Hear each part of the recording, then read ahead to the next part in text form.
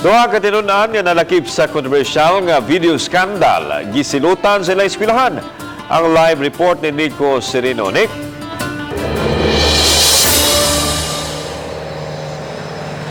Yes, Lana, may pakanaog na og desisyon ang SWU FINMA kabahin itong duha sa ilang mga estudyante nga nalambigit sa viral video pipila ka semana ang nakalabay.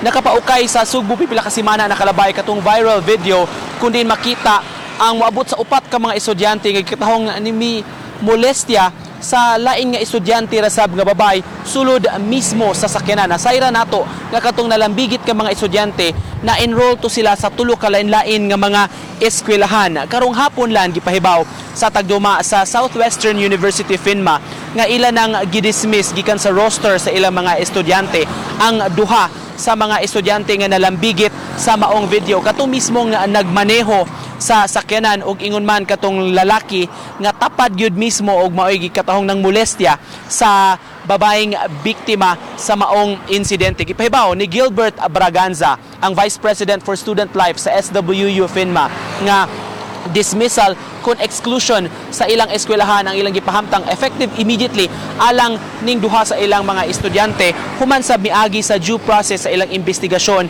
sa komitiba nga giumol sa eskwelahan. Hinuon dili expel ang termino nga gigamit ni Braganza lang tungod kay base sa DepEd rules managlahi man ni sila kun expulsion manggod buot pasabot ang estudyante dili na maka-enroll sa lain nga mga eskwelahan apan dismissal ang gipatuman sa SWU.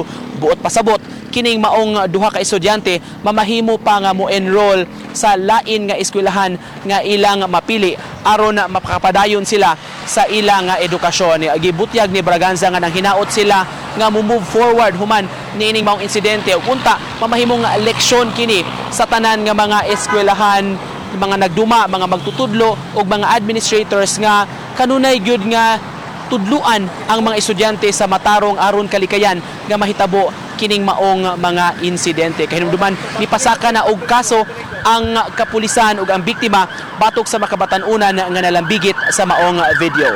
Lan. Dahil salamat, Nico Serino.